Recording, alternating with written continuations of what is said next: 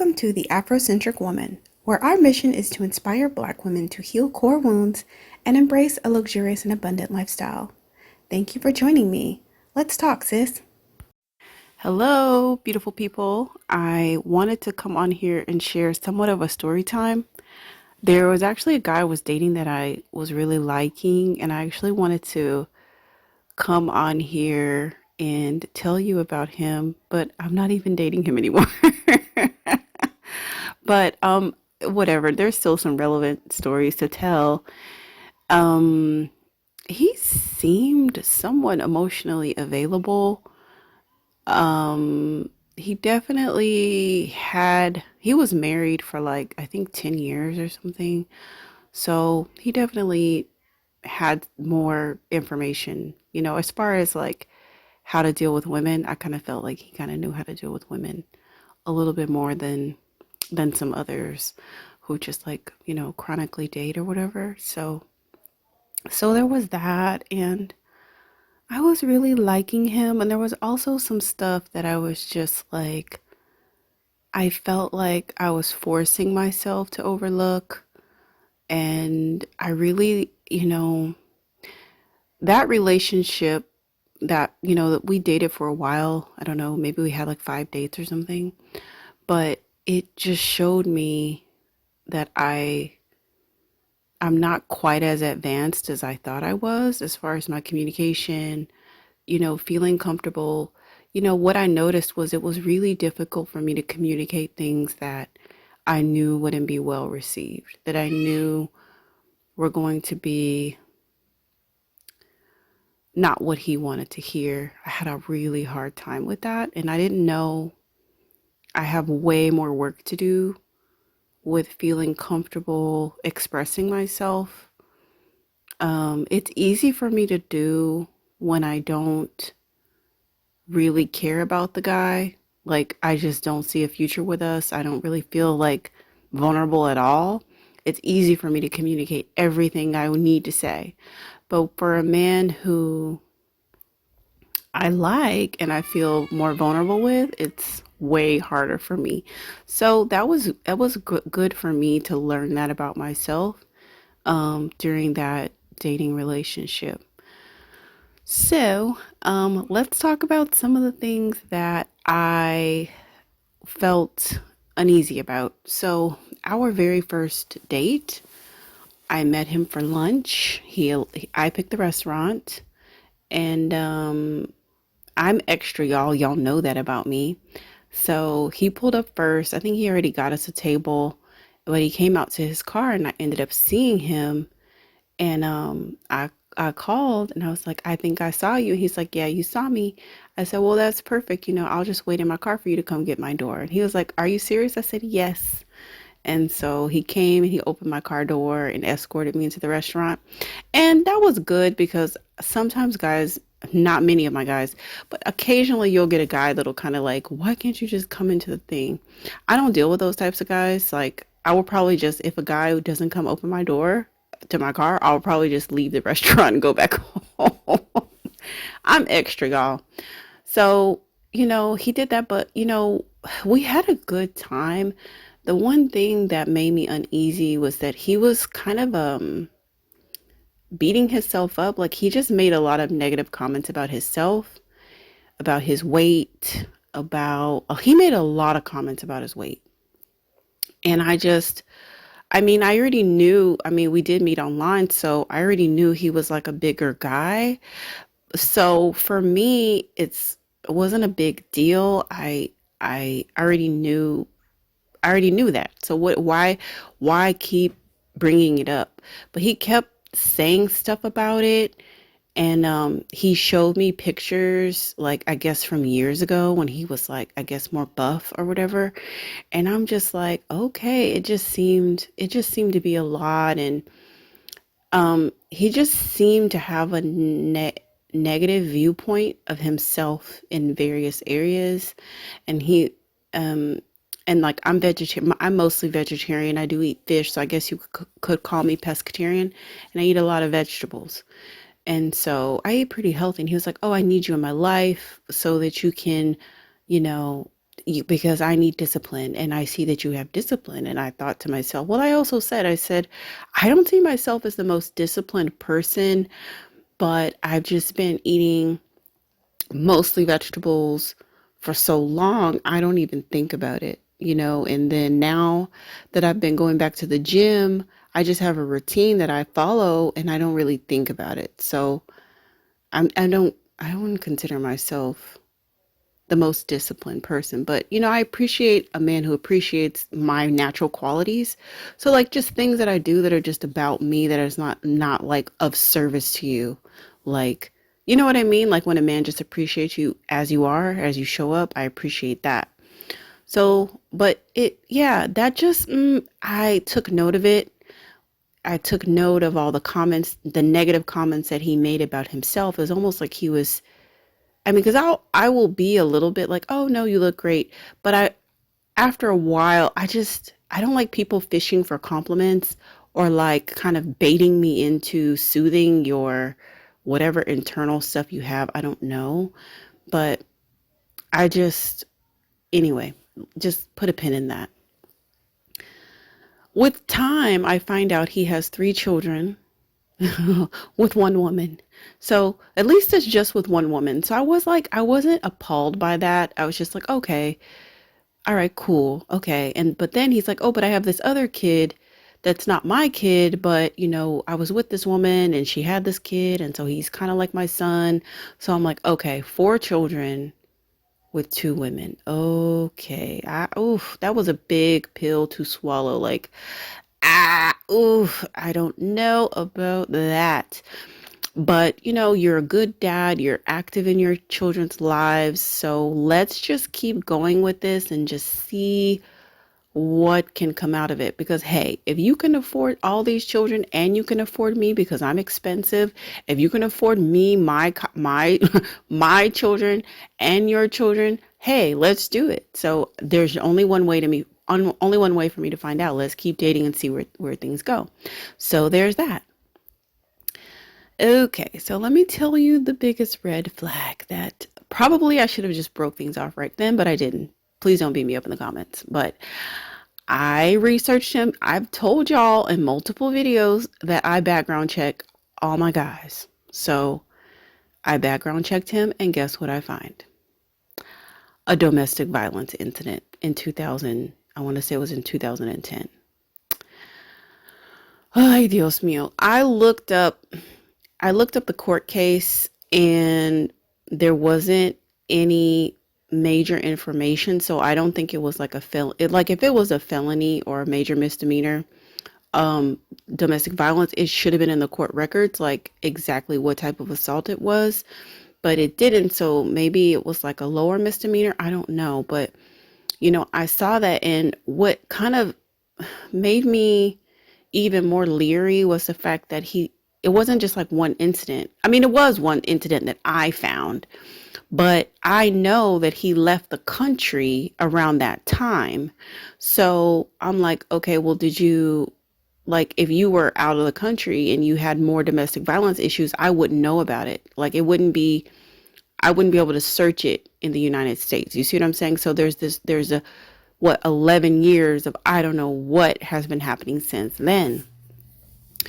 So I thought, well, I'm going to talk to him about this domestic violence situation at the right time if I want to move forward. And then also, for me, as it pertains to all my men, like, before I'll commit to you, I have to talk to your baby mama. I got to talk to your ex.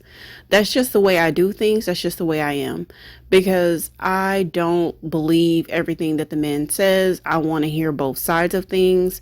So we were never going to be in a serious relationship anyway if you would not let me talk to your child's mother, or and especially whoever it was that was involved with this domestic violence case, because I want to hear from them and I want them to tell me what happened. I don't want you to tell me what happened. You can tell me what happened from your side, from your point of view, but I want to talk to the woman. And if you are going to block me from talking to the baby mother, or block me from talking to the ex-wife, or block me from talking to the ex-girlfriend that you live with for years and years and years, then me and you, we can't be together. because I need to know that the situation is resolved. I need to know that that you're paying what you need to pay. I need to know that everything is copacetic, everything is good. Because if it's not, I'm not gonna sit up here and pretend like, oh, if you did wrong by this woman and you left everything in shambles, that you're gonna do right by me. No, I don't believe that. So no, that's just a part of the situation. So the domestic violence case situation, I was just kind of holding in the clip for later. Now, we went out and some things happened, and I felt so much anxiety afterwards. Like the next day, not so much the next day, but like that week of, I felt so much anxiety. And partially it's because I needed to move offices. And that was really stressing me out because it was something that was kind of all of a sudden, but wasn't all of it was kind of all of a sudden, but then also in addition to it being all of a sudden, I also procrastinated on the situation. So, I'm telling him, I told him earlier that I needed to find a moving company, and he said he would help me. And he didn't. He said, "Oh, I talked to this person, and they said that they that the people that they know, it's just two guys, but I think they got to get a truck and da da da da. You need to get a truck." I was like, listen, bro, I don't have time to be doing all of that. I really need a full service company that can come, they can move everything, they can just, I don't have the energy or the mental capacity to organize anything. I just want them to be full service. I will just pay them whatever they charge, and that's what I need, And he said, "Oh, okay, I'll help." And then he never followed up with me. I realized he wasn't following up, so I went ahead and found a moving company. The first moving company bailed on me, and I ended up finding a second moving company, but I was having issues with having to pick up my child. So I said, he's like, "Well, anything that you need, I can help. Anything that you need, I got you." And I was like, "Well, actually I do need help. I'm going to start the movers off. But can you come and can you supervise them towards the end, because I need to leave and go get my child and I'll be back." And he was like, "Oh, well, I got to go here. And then when I come on my way back, I'm going to let you know. I'll call you when I'm on my," I knew, yada, yada, blah, blah, blah. I knew he wasn't coming. So I kind of just, talked to the movers. I was like, "Hey, listen, I'm probably going to have to leave, like, once you guys finish packing up here, once you guys get to the new location, I'm going to have to, like, leave. I'm going to give you the gate code and everything like that. And I'm going to have to come back because I have to go get my child." Because I already knew all his yada yada. I knew he wasn't going to come through. So he called way later, I think. I think he texted. He was like, "Oh, are you home?" I think he texts, "Hey, are you home?" I'll have to check my text. In fact, let me check my text message. I'll be back. Let me see what he said. I'll be back.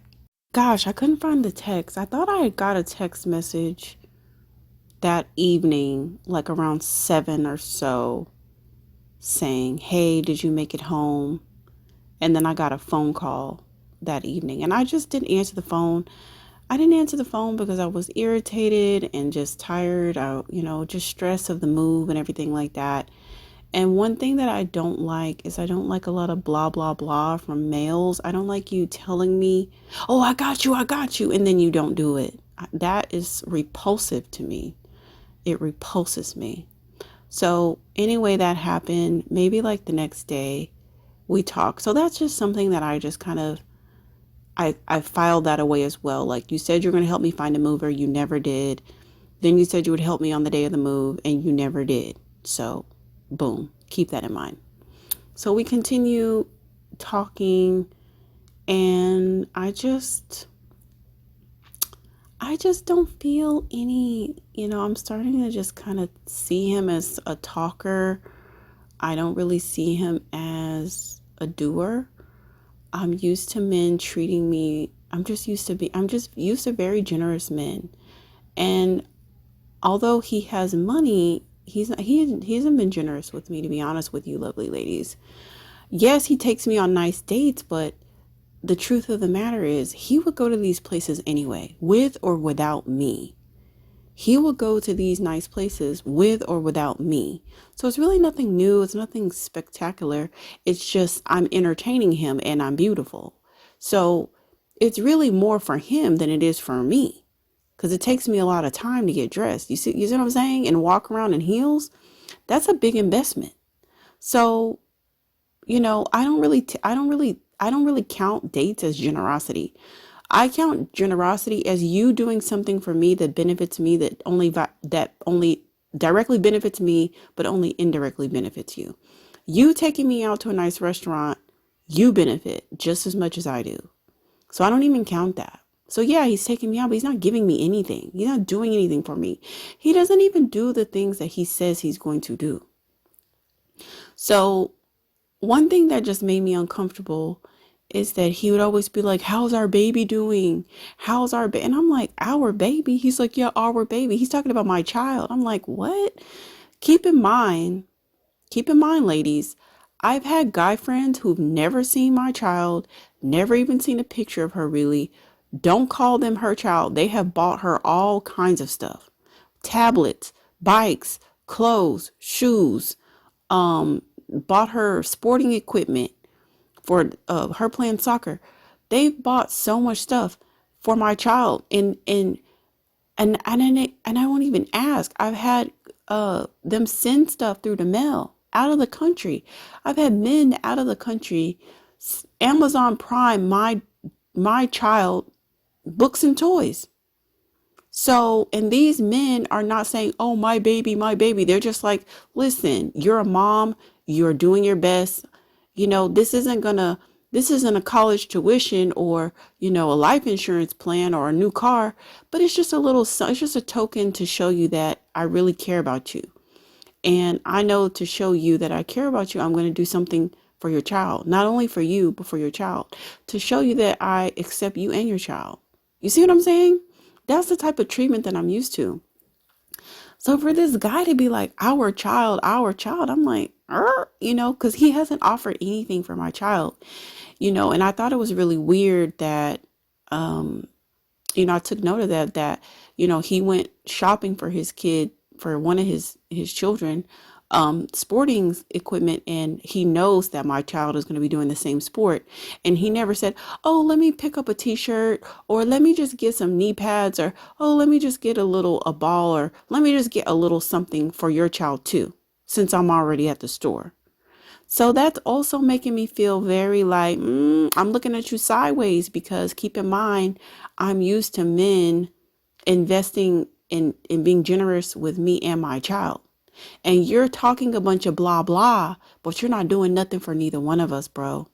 So I take that and I put that in the list of other things that I'm watching, and it's making my anxiety go up even more. My anxiety is going up even more, y'all. And I even had to look, I'm like, what is going on? Like, I'm liking this guy, but I have all this reservations, is it, um, is it that is it anxiety? Is it fear? Is it fear of abandonment? Is it fear of vulnerability? Or is this my intuition? And I said, you know what? I think some of this is my intuition, but also, in addition to my intuition, the louder voice is the fear of vulnerability, and the louder voice is the fear of abandonment, right? Those are screaming. They're like alarm bells going off. And then my intuition is quietly like, My intuition, my intuition is quiet. You can barely hear her over the shouting and all the loudness of the fear of abandonment and the fear of vulnerability. But she's quietly saying, no, this ain't it. This ain't what you want, baby. So, I'm trying to sort through all that to hear her, right? And you know what felt okay, so let me tell you that at the end. Let me just get through the rest of this. So our last date. Our last date. So I got us reservations at this really poppin' 5-star restaurant bar. It's like a tapas bar, and it's when I tell you poppin', it's popping. Like the reservations go out so freaking fast. But I was able to get us reservations there, and I looked spectacular. And I wasn't sure how the night was going to go. I wasn't sure I just wasn't sure. I'm just feeling like this guy is not putting in the type of effort that I'm used to and not the type of effort that I expect. And I just,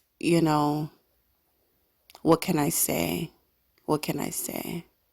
So we ended up, so I meet him for dinner at this restaurant. I'm late. I'm always late, charge it to the game. But I always show up looking amazing. But I was late. He was late. But guess what? Our table wasn't ready anyway because I told you this place is popping. So even though we're both late, we're still waiting on our table. So when I get there, when I get in, he's playing a game on his phone and he barely acknowledges me. He doesn't stand up when I get there. And I expect men to stand up when I come. Like when I come to the table or when I come to see, like, I expect you to stand up. I don't know. Maybe I'm really old school, but whatever. He just looked at me like, oh, hey, and kept playing his game. And I'm like, what the? Okay, bro, listen, you don't know, but you are determining how the rest of this night is going to go. Y'all hear what I'm saying? Like, I'm doing the like eye to eye thing. I'm doing that motion. Can you feel me doing it? I'm just like, bro, you're determining how the rest of this night is going to go. And so far, you are not winning. So, anyway, I mentioned, well, we should find out how much, when the table is going to be ready. And he was like, yeah, you want to find out? I was like, yeah, I really want to know when the table is going to be ready. He was like, okay, go up there and see. And I just looked at him, but he's watching his game, so he's not looking at me. And, a little bit later, I mentioned again, like, wow, we're still waiting. I wonder when our table is going to be ready. And he was like, yeah, you should go find out. And I just, I'm just sitting there and he's still on the game on his phone. Finally, he breaks away from the game on his phone and looks at me and I'm like, I wonder when the table is going to be ready. He was like, oh, should I go see? I was like, yes, please. Thank you, dear. So he goes up there and finds out. He's like, oh, we're next. And it could be this and this and that. And then they call our name. So boom, we go have our dinner. Yada, yada, yada, ta, ta, ta, ta, ta, teen, ta, ta, ta.